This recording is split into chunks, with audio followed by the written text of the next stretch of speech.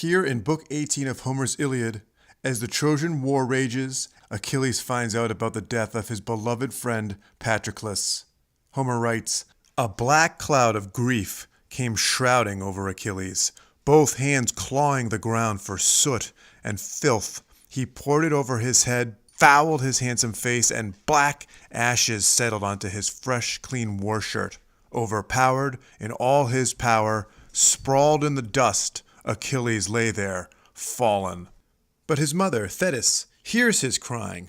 These are the lines. As he groaned from the depths, his mother rose before him, and sobbing a sharp cry, cradled her son's head in her hands. Not only has Achilles lost his beloved friend Patroclus, but Patroclus had been wearing his armor, and Achilles needs new gear. And so his mother makes a promise. These are the lines. "Tomorrow I will return to you with the rising sun, bearing splendid arms from Hephaestus, god of fire." And next, glistening-footed Thetis reached Hephaestus' house. There she found him, sweating, wheeling around his bellows, and Hephaestus would go on to promise her, "Surely as glorious armor shall be his, armor that any man in the world of men will marvel at through all the years to come, whoever sees its splendor, and indeed it will be great." When Achilles receives the armor in Book 19, these are the lines.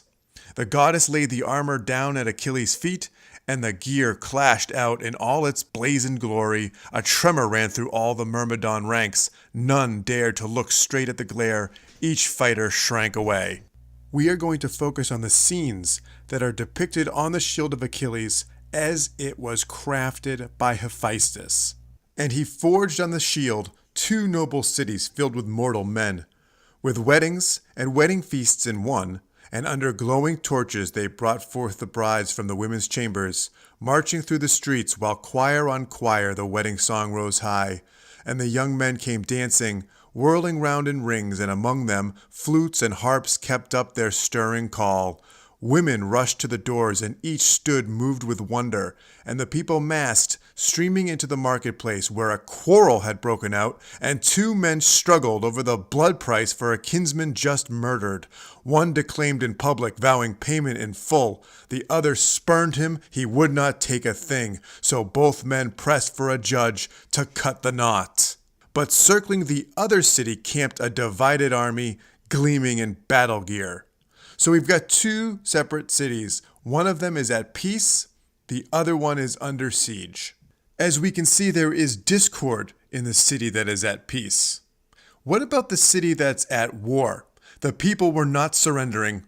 Not at all. They armed for a raid, hoping to break the siege. Loving wives and innocent children standing guard on the ramparts, flanked by elders bent with age as men marched out to war. They are focused. And once they reach the perfect spot for attack, a watering place where all the herds collected, there they crouched, wrapped in glowing bronze. Detached from the ranks, 2 scouts took up their posts. The people in the city under siege are focused, and their scene as it is depicted is not defined by internal strife. They are focused, they are united.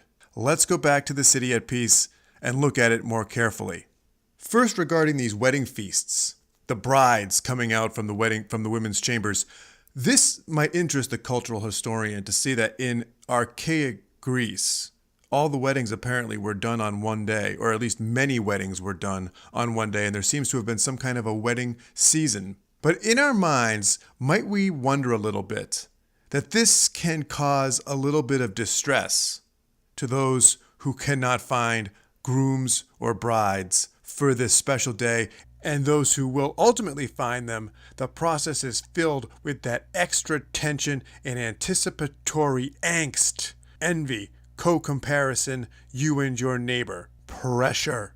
It's pressure, isn't it? And maybe tension over the anticipation of the wedding day and the wedding feasts can culminate in this blood feud, in this climax of violence. Homer does not draw a cause and effect connection between the wedding feasts and the blood feud, but I think we are meant to deduce that some sort of intrigue has taken place. some sort of marital arrangement that was broken, severed, perhaps a third person, who knows, an unwilling woman or man, and it has managed to offend two families. The end result is a skirmish and someone died. Just such a similar feud is narrated by the character Sigmund in the first act of Walküre by Richard Wagner. And this character speaks of how he was hired as a mercenary warrior to defend a maiden from an unwanted marriage, and the end result was a death. And the whole city, in Homer's Iliad, the whole city is engulfed in this. The crowds cheered on both, they took both sides, but heralds held them back as the city elders sat. So this incident is causing citywide discord, all springing from private discontent here in the city that is at peace. And it would seem that the French writer Voltaire has a similar reaction to this. This is from Candide. In the towns that seem to enjoy peace, and where the arts flourish, men are devoured with more envy, cares, and anxieties than the scourges suffered by a town besieged. Secret griefs are even more cruel than public miseries. Secret griefs are more cruel than public miseries. Pace vintimo. Remember those words in Bellini's Norma? Peace is intimate. Enduring the cares and anxieties of peace is an intimate, private struggle, one which is potentially refocused and disposed of in times of war, which to me is what both Homer and Voltaire are driving at, is that when we live in peace, we are afforded the luxury of non-negotiability in our petty personal disputes. We get that in those lines. One declaimed in public. These are the two men arguing over a blood price.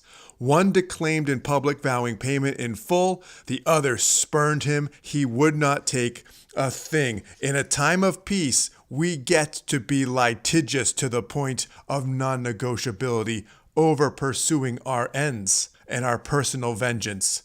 And we are free to complain about what bothers us and to dwell on our own unique persecution by fate. In times of peace, we are afflicted by our sense that fate persecutes us individually. In a time of war, that goes away. Goethe also agrees. In Elective Affinities, he writes, Edward longed for some outward peril, an outward peril as a counterbalance to the storm within him. Let's have a look at this scene from Schindler's List, where the Jews are going to say things in a conversation that sound really weird if we weren't already prepared with this concept of the Shield of Achilles. In this scene, they have already been relocated to the Krakow ghetto, but they have not yet been removed to the concentration camp at Plazhnov. Let's listen. I woke up from a dream this morning. I was broke and sharing a room with 12 people I didn't know. Only to discover I was broke and sharing a room with 12 people I didn't know. You laugh at that? I have to laugh. You're living behind walls. The walls I can deal with. It's the restrictions to my life I'm tired of. Those walls, keep them out. That's all I care about. I like it here. There's a kind of, I don't know, ancestral squalor to it all. You're a slave. No one envies anymore. I'm smart. Oh, yes, No you're one smart. You're a real genius. You had your chance. Today Aye. I actually found time to organize a thought. I can't remember the last time I did it. When's the last time we did this? When's the last time we stood around and talked? No one ordered me onto a truck today. No one took my business away from me. You don't really have a business to take. There's no down from here. This is it. This is the bottom. The ghetto is liberty.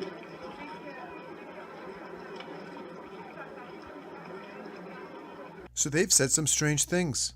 Obviously, the ghetto is not liberty, and he's using that word in an untypical sense.